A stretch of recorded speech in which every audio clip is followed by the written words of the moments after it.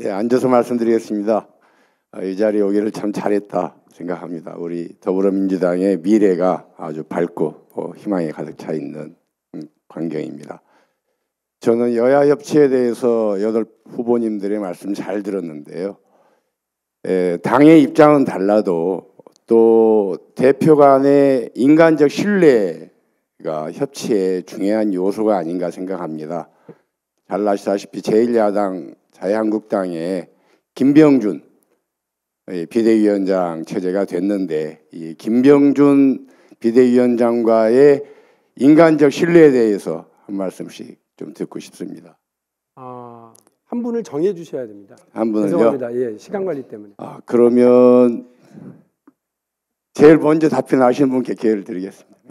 아하, 예. 다 여덟 분이 다 하시는 거 아닌가요? 아니고요. 예, 그렇게 되면 시간이 너무 늘어나요. 그래서요. 그럼 박범계 의원님을 지정해 주신 걸로 하겠습니다. 제가 왜 자청했는고 하니 여기 뭐 선배님들 다 관계가 깊으시겠지만 제가 2003년도 1월 1일부터 2월 18일까지 이 존속 기한이 있었던 노무현 대통령 인수위원회에 김병준 위원장께서 정무분과 간사였습니다. 제가 거기에 소속된 인수위원이었고요. 학자가 그냥 학자가 아니시죠, 이분은.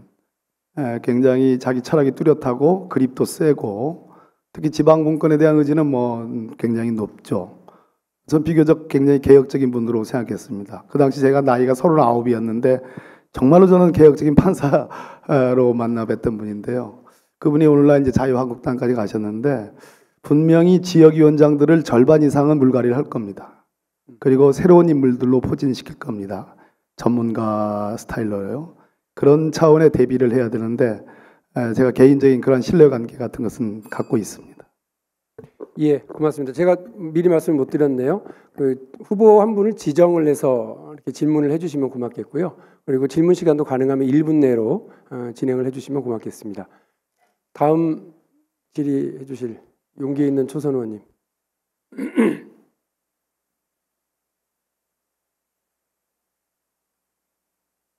네, 김영진 의원님께 마이크를 전해 주십시오.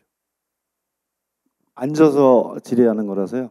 저는 송영길 후보한테 질의드리겠습니다. 지난 2016년 총선에서 우리 당은 호남의 30개 의석 중에 전남에 하나, 전북에 둘 빼고 27개 의석을 다 잃었습니다. 현재 상황이 많이 바뀌고 있지만 이후 2년 이후에 사실은 호남 관련한 우리 당의 정책과 방향들을 문재인 정부에서 어떻게 설계하고 만들어 나가는 것이 필요한지 제가 보니까 8분 중에 한 분만 지금 아주 특색 있는 후보시라서 제가 송영길 후보께 그 문제에 관해서 어떻게 만들어 나가실지 질의드리고요. 제가 이번에 지방선거 다니면서 들었던 생각인데 과거에 우리가 야당이었을 때는 야당이니까 영남 지역의 여당이 여당 지역의 지역을 위해서 예산을 많이 쓰겠다라고 또 공약을 그때 자유한국당에서 했었죠. 근데 지금은 우리가 또 영남 지역을 탈환하기 위해서 그 지역에 또 예산을 다 주겠다라고 이번에 지방선거에 약속을 다 한 그런 상황입니다. 이렇게 아주 이 미묘한 상황 속에서 그 문제를 어떻게 후보로서 헤쳐나가실지 견해를 부탁드립니다. 네, 좋은 질문이신데요. 실제 호남인들이 민주화의 성지라는 말을 듣지만 배는 고팠습니다. 그래서 그나마 김대중 대통령께도 서운했던 게 무슨 대기업 하나 유치 안 해줬다는 게 있었습니다만 그래도 노무현 정부 때 한국전력을 나주에 가져와서 혁신도시 만든 것을 고맙게 생각하고 있는데 우리 문재인 후보께서는 거기에 2020년까지 500개 에너지 관련 기업을 유치하고 한전 공과대학을 만들기로 공약을 해서 경제 분야의 새로운 혁신 산업의 토대, 광주형 일자리, 미래형 자동차 산업들을 뒷받침해 줘야 된다고 생각합니다. 그래서 더 이상 광주에서 민주화 성지만이 아니라 경제적 뒷받침도 해주고 또 정치적으로는 DJ 위에 인물을 없어서 영남 쪽에는 차세대 인물들이 많은데 인물들이 너무 부족합니다. 그래서 저 송영길을 당대표로 만들어 주시면 새로운 호남의 에너지가 모여서 다음 총선에 커다란 힘의 발판이 되고 영호남의 균형이 될 거로 생각합니다. 감사합니다. 예, 고맙습니다. 예, 다음 질문 주실 의원님. 예, 우리 저 백혜련 의원님.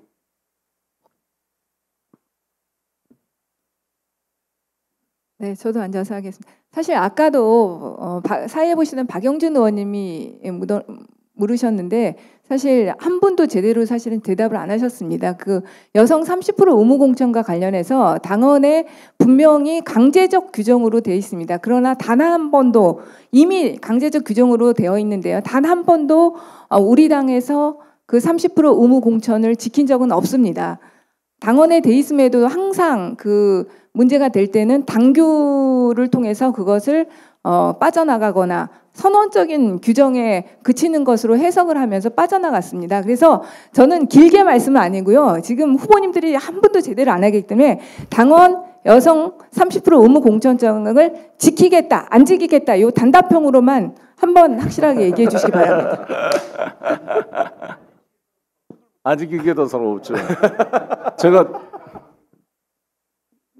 예, 뭐 말씀 안 하시면 저는 아까 대답했거든요. 네. 안 하신 분들만 하시면 네, 30% 넘어가야 된다고 얘기했고 그거의 미투 이후에 또 대학로에 6만 명 이상의 젊은 여성들이 모이는 거에 대한 우리의 대답이어야 된다 이렇게 생각합니다. 실제로. 근데 그것도 용기가 필요합니다. 솔직히. 남성 중심의 정치 환경 이런 것에 대해서 우리가 얼만큼 정말 솔직히 고백하면서 다시 새로운 길로 갈 건가. 그래서 북유럽에서 이야기하는 동수민주주의까지 가볼 수 있는 건가. 적어도 공직과 사회적 진출에 있어서 우리가 그것을 해볼 수 있는 건가. 이런 건 진지하게 이야기하고 그리고 결론 내야 됩니다. 지금 뭐 저는 한 2년 정도 우리가 그런 시간을 가져봐야 된다고 생각합니다. 그래서 한 10년에서 20년 사이에 거기까지 실제로 한번 가는 시도를 할 수 있어야 된다 그렇게 생각합니다. 저는 뭐 딸이 있는 사람도 아니고 그렇긴 합니다만 우리 사회의 젠더 균형이 거기까지 왔다. 저는 그렇게 보고 그게 미래 사회에 우리가 디자인해야 할 한 요소다. 굉장히 중요한 요소다. 그렇게 생각합니다. 백혜련 의원님의 질문은 이인영 의원님께 드린 걸로 하고 이 답변 취지에 혹시나 다른 의견을 그럼 어쩔 수 없죠. 뭐 30초씩 하세요. 정당 발전이 혁신안에 있다고 말씀드렸는데 매우 구체적으로 있습니다. 그리고 공천이 목적이 아니잖아요. 배출 여성 정치인을 잘 배출하는 게 목적이기 때문에 여성 전략 경선 지역을 전략 공천 지역에 50% 이상 한다는 규정이 있습니다. 전략 공천은 별도의 선발 제도이기 때문에 누굴 자르고 넣는 게 아니거든요. 그래서 거기서 경쟁을 통해서 여성들이 할 수 있게 하면 가능하다고 보고요. 30%를 정확하게 맞춰놨습니다. 한번 보시기 바랍니다. 예, 30% 실현 때문에 30초로 줄이고 있습니다. 네. 30%를 지키는 게 매우 중요한데 더 중요한 것은 방금 최재성 후보께서 말한 대로 더 많이 당선을 시키는 건데 지난 6.13 지방선거에서 제가 당을 직접 책임지는 당대표였다면 좀 달랐을 것 같은데 박영선 서울시장 후보, 홍미영 인천광역시장 후보에 제가 굉장히 주목을 했습니다. 25년 역사에 한 번도 지금 여성이 강력지방정부의 행정 책임자가 된 적이 없거든요. 그걸 우리 당에서 정말 과감하게 좀 했어야 되는데 아쉬움이 있습니다. 예, 고맙습니다. 박범계 후보님. 제도를 만드는 건 얼마든지 가능하고 그 약속을 하는 것도 가능합니다. 일단 존경하는 백혜련 의원님을 포함해서 우리 존경하는 초선 의원님들이 지난 지방선거에서 여성 공천을 어떻게 했는지를 한번 살펴봐 주시기를 먼저 청합니다. 실천의 문제인데요. 당대표를 당선되기 위해서 얼마든지 얘기할 수도 있다고 봅니다. 그런데 저는 실천을 하고 있습니다. 그리고 제가 당대표 되면 반드시 이루겠습니다. 예, 고맙습니다. 김진표 후보님. 네, 저는 아까 당원 8조 여성 정치 참여 확대 회의 반드시 설치해서 30% 달성하겠다고 약속을 했는데요. 똑같이 박범계 의원과 똑같이 실천을 하는 의지가 중요합니다. 이거 무슨 표 얻기 위해서 당원에 규정해 놓는 게 중요한 게 아니고요.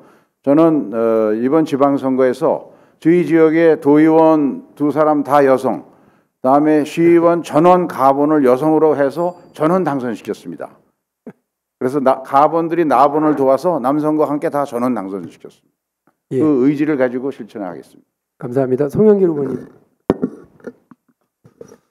당 대표가 되면 최상의 목표가 총선 승리입니다. 총선 승리라는 최상의 목표와 상치되는 수가 있을 것을 막기 위해서는 여성 청년을 지금부터 되자마자 인큐베이터를 해서 리더십을 배양을 해서 풀을 만들어 넣어 봅니다. 그래서 총선이 임박해서 경쟁력이 없다 그래서 여성 안 된다 이렇게 말이 나오지 않도록 사전에 그러한 리더십을 당에서 교육 연수를 통해 훈련시켜내는 과정이 매우 중요하다 이렇게 생각합니다. 예, 감사합니다. 이해찬 후보님.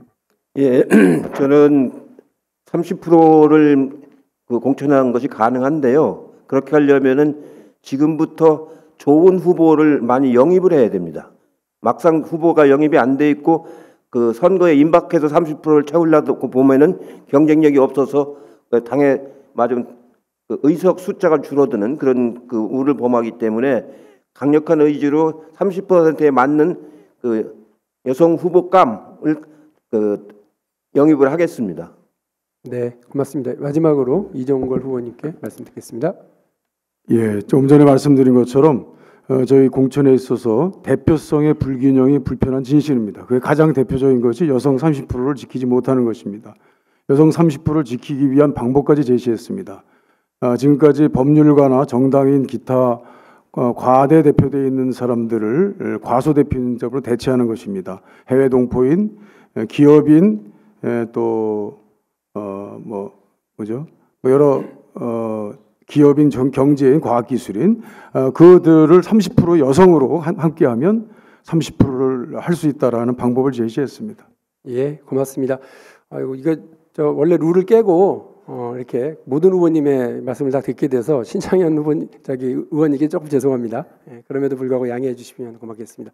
조승래 의원님. 예. 예, 조승래입니다. 아니 이렇게 막 열띤 토론인데 갑자기 제가 무슨 정책적인 질의를 하려니까 제가 김진표 후보님께 여쭙고 싶은데요. 저희 지역위원회 대회를 할 때 유일하게 직접 오신 후보라서 제가 발언 기회를 드리고 싶어서 예. 그 유능한 경제 정당을 이제 표방하셨습니다. 그래서 경제혁신본부도 설치한다고 약속을 하신 것 같은데 지금 실제로 우리가 체감하고 있는 민생 현장은 사실 심각한 상황이 정말 심각할 정도를 아주 뛰어넘는 정도의 아주 심각한 상황인데 실제로 이 문제에 대해서 우리가 문제를 해결하겠다라고 이러저러한 의견들도 모으고 있습니다만 사실은 제 짧은 소견으로는 획기적인 대안이 나오고 있지 못하고 있는 상황인 것 같습니다. 그래서 혹시 우리 김진표 후보님께서 유능한 경제정당으로서 당의 그 경제정책을 어떻게 만들어갈 생각인지에 대해서 1분이지만 임팩트 있게 말씀 주시기 부탁드리겠습니다. 제가 출마해변을 상세히 적어서 유능한 경제정당을 만드는 전략을 제 나름대로 상세히 정리해서 발표하고 또 의원님들께도 다 보내드렸습니다. 한번 읽어봐 주시면 좋겠고요. 구체적으로는 경제혁신본부를 만들고 거기에 9개의 경제 분야별 위원회를 두어서 추진해 나갈 것인데 현재 가장 중요한 것은 1년 9개월 안에 어떤 체감 성과를 만들어내려면 소득주도 성장은 부작용 치유로 가야 되지만 혁신성장, 그중에서도 중소벤처 창업 열풍을 어떻게 빨리 만들어내는 금융혁신을 하느냐, 융자에서 투자로의 금융개혁을 빨리 앞당기는 일이 중요하고요. 또 한 가지는 우리가 이번 지방선거에서 압승을 했기 때문에 현장 사정에 아주 밝은 기초자치단체 장을 우리 당의 최고위원, 당무위원회 대거 영입해서 이분들의 현장의 목소리에 즉각 답을 낼 수 있는 정당이래야 국민들이 우리를 유능한 정당이라고 볼 수 있을 것 같아서 이것들을 제가 공약으로 발표했습니다. 네, 고맙습니다. 다음 질문해 주실 의원님 계세요?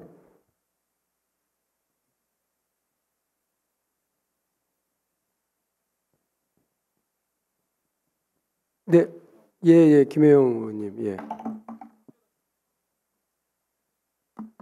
마이크를, 예.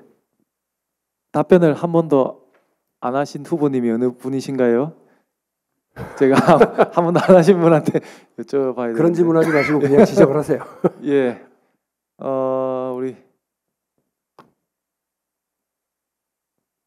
그러면 제가 먼저 질문을 드리고 이렇게 손을 들어서 답을 해주시면 좋겠습니다. 요번에 지금 우리 남과 북이 평화 무드로 잘 가고 있습니다. 그런데 동과 서는 지금 교류가 부족하고 또 동서의 협력이 많이 아쉬운 상황입니다.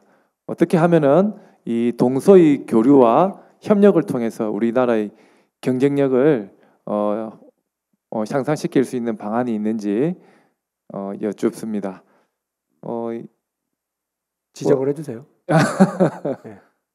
그러면은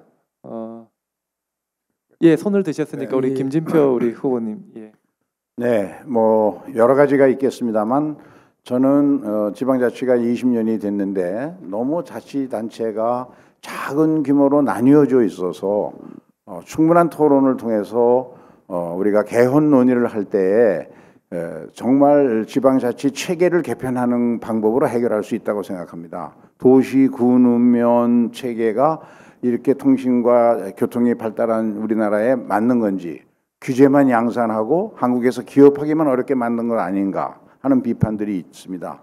그래서 국회에서 많은 논의가 있었습니다만 대체로 이런 도는 문화적 공동체나 자치단체 간의 협업체로 바꿔버리고 실질적 집행권은 도에는 주지 않고 모든 자치단체를 시로 일원화해서 인구 30만에서 한 200만 정도의 그러한 7, 80개 정도의 시로 만들되 그 시를 만들 때 경제적인 생활 공동체에 따라서 영혼함을 서로 섞어내는 그런 자치 체계를 만드는 법안이 19대에 저도 내고 많은 의원들이 냈었습니다. 이것을 이번 개헌 논의와 함께 이 분권을 통해서 대한민국의 경쟁력을 높이고 국민 일체감을 형성하는 동서화합의 계기로 만드는 그런 분권 체계를 좀 만들어 봤으면 좋겠습니다.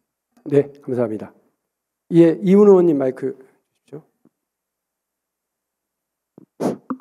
예, 저는 뭐 질문할 재주가 안 돼서 그냥 간단하게 하나 여쭤보려고 하는데 이해찬 선배님 하나 답변 좀 해주시면 고맙겠습니다. 저는 이렇게 쭉 앉아서 얘기하는 거 보면서 그냥 이 상태에서 지도부 구상했으면 좋겠다는 생각을 할 정도였습니다. 그러니까 각자 표방하는 리더십의 모양이라든지 지향이라는 건지 어느 하나 사실은 우리 당에 없어서는 안 될 부분들이고 또 그 특기들이 다 있으시다는 얘기 좀 생각이 좀 들었습니다. 함에도 불구하고 안타깝게도 이 중에서 당대표님 한 분만 되실 거고 최고위원님들은 또 다른 스테이지에서 이제 뽑게 돼서 대단히 안타깝습니다. 함에도 불구하고 여기 계신 우리 이제 어쨌든 후보님들이 갖고 있는 그 리더십의 특색들이 난 이 당에 다 필요하다고 생각하는데 이것들을 사실은 하나로 모아야 될 필요성이 있다고 생각합니다. 그게 당의 공식적인 틀이 없다 하더라도 틀이 없고 형식이 없다 하더라도 잘 모아가셔야 된다는 생각이 좀 드는데 한 면에서 보면 우리 이해찬 의원님은 7선 하셨고 좀 오래 하셨고 아까 전에 이제 약점으로 얘기하신 뭐 버럭 얘기도 나오셔서 소통하는데 그러니까 우리 의원님은 소통하는데 불편함이 없다고 생각하지만 상대방 입장에서는 되게 어렵고 사실 함께 얘기하기 어렵고 이제 이렇게 느끼시는 분들도 없지 않아 많습니다. 저희 초선 의원들 중에서는 특히 의원님 해오셨던 과정을 잘 모르는 의원님들도 좀 많고 했기 때문에 그런 것들을 겪어본다면 지금 앞에 나와 계신 우리 이러한 작은 모든 리더들이 혹시 당대표 되신다면 어떻게 모아가실 수 있는지 혹시 그 해안이 있으시다면 좀 한번 말씀해 주셨으면 고맙겠습니다. 예, 지금 우리 당이 그 최고위원들 회의만 주로 하고 당의 중의를 모아내는 건 의총에서 이제 좀 모아내는 잠깐 형식만 있고 정례적으로 당 차원의 의견을 모아내는 구조가 지금 없습니다. 옛날 같은 당무회가 있어가지고 당무회에서 그걸 다 모아냈는데 이제 요즘엔 그 제도가 없어졌는데 저는 당무회를 정말로 제대로 부활시켜서 구성을 해야 된다고 봅니다. 그래서 당무회에는 16개 시도하고 16개 상임위를 대표하는 분들이 기본으로 들어오고 당 사역하고 또 이제 장애인이라든가 이런 소수자들 권한을 그런 분들이 들어오고 또 오늘 여기 나오신 분들처럼 이 경륜이 있으신 분들이 같이 참여해서 그거를 일주일에 한 번 아니면 2주일에 한 번씩 정례적으로 거기서 의제를 다뤄나가는 그런 시스템을 만들어서 운영하는 것이 바람직하다고 지금 생각을 하고 제가 당대표가 되면 전부 당무회원으로 모시겠습니다. 예, 고맙습니다. 한 두 분 정도만 더 이렇게 질문을 받아볼까 합니다. 예, 우리 김성수 의원님께 마이크 좀 전해주십시오.